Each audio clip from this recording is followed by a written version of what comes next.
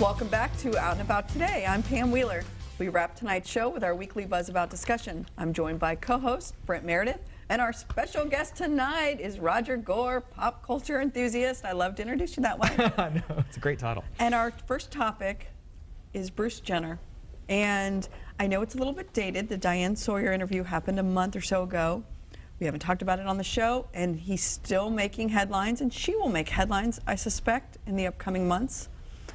So I want to talk about it. I want to go back to that interview, and then, so there's been the Diane Sawyer interview, and then just more recently, there was the Kardashian about Bruce two-night special, and I've watched it all.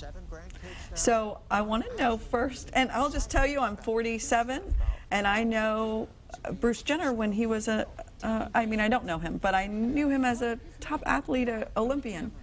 What's the question? And I'm still talking, and we're seeing a clip here. We're not hearing it, but we're seeing some of that. I will say this too. I was one of the people that saw the tabloid stuff calling him out and saying this, and I didn't believe it. I thought, because the tabloids we know are wrong, right? A lot of times. Most of the time, yes. They are, but I think it was a little overwhelming that something was going on. Yeah, There's too much of it? Yeah. The hair, the facial surgeries. Yeah. I felt like something was going on. Yeah. If you watch the show The Kardashians, there's just too much little hints along the way that something was going on. Yeah. Oh, see, I hit or miss that show. So I didn't believe it until People came out with something, and then I thought, okay, People. They get it right. It's reputable, right? So anyway, enough about, I want to hear what you thought of the interview, where you were from. Roger, start with you. It shocked me again. I'm a lot like you. I kind of grew up with him. I remember him. Wasn't he part of like the presidential fitness thing with Arnold Schwarzenegger and Reagan and the Wheaties box? I think it was just really, really brave, and I thought the interview was good. Someone at 65 years old to kind of upset his whole life. I don't think people accuse it of fame or fortune, and I just don't believe that. Yeah. And what he's done for the transgender issues, regardless, the platform there has just got so much more exposure. No, I agree, and I didn't mean to break in there, but I just wanted to agree with you because I kind of went into watching the interview thinking along those lines, like, is this a stunt? Is this for real? You know, again, seeing it in the tabloids, you know, kind of going along. Even having seen it and wondered, you also think, oh, well, you know, he's older, he's just had some surgery, he's just vain. But then to see the depth of the interview and to hear how far back this goes and how it sounded like many stories that I've heard from some of my transgendered friends. You know, it's something that they've carried with them their whole lives. They live one way, they feel a different way, and it was really heartfelt. You can't make that up. He was very poised and very wise in his thoughts. You could tell that this has really been something that he's struggled with and come to terms with over many, many years. Exactly. Were you all surprised he came out as conservative? You know, I think that shocked me probably more than the transgender. It's one of my favorite parts. I know, right? When Diane gave him that look, like, you know. She said, so you're a Republican? And he kind of looked over each shoulder and was like, yeah, I'm very conservative. And I think that's interesting. And again, that's telling, too, that not everybody who's in our community has to be a, pardon the phrase, a flaming liberal. And it's good because you get a different perspective, and he is now going to be a voice for the trans community. And he came across to me, I was endeared by him, and he certainly didn't come off as a know-it-all on the issues, which was great. And he preached a broader message, at least in the Kardashian show, I think, of tolerance to your fellow man. You know, that goes along so many lines. I just, I definitely enjoyed that. The fact that when he came out that he was on the hormones in the early 80s and all of that also surprised me. Me too. But didn't it explain... When he resurfaced with the Kardashians, which was what, 08, 07, something like that? 07, I think. So he looked dramatically different to me, and I thought botched plastic surgery. Why are you having plastic surgery? He looked so manly and great. It didn't connect, but now it connects, right? It offers an explanation for that.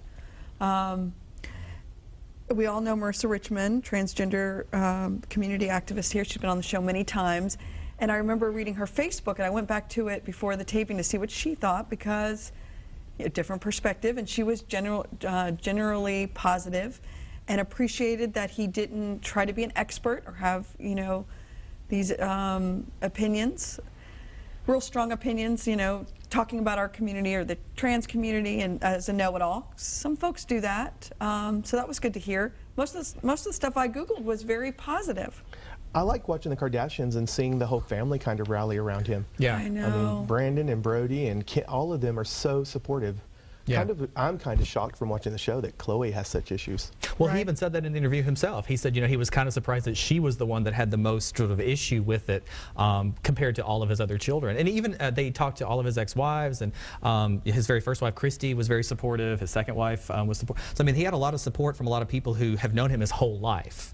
So, I mean, It's all the support, which a lot of trans people, when they come out, they don't. Yeah. I think when you see somebody later in life struggle so much, it eliminates the, are you sure, or this is a phase, or when you see the little kids and the older people, this is for real.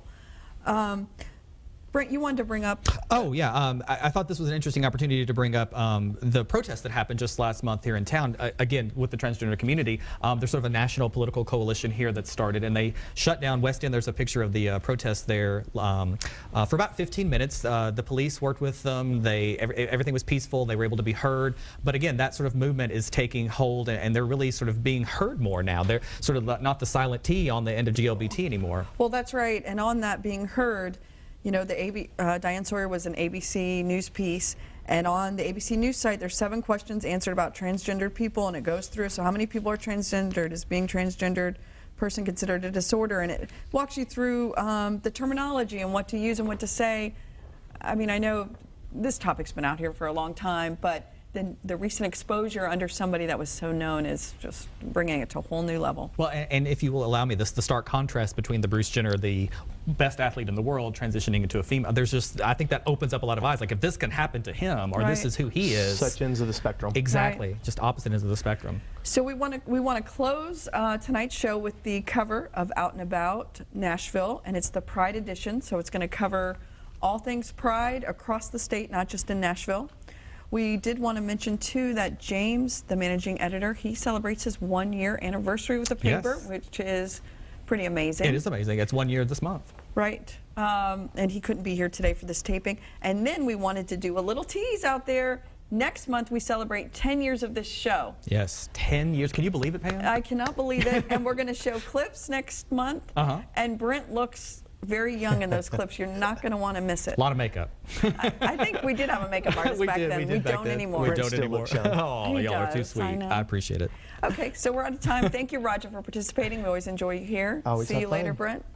That's all the time we have for this edition of Out and About today. We'll see you next week.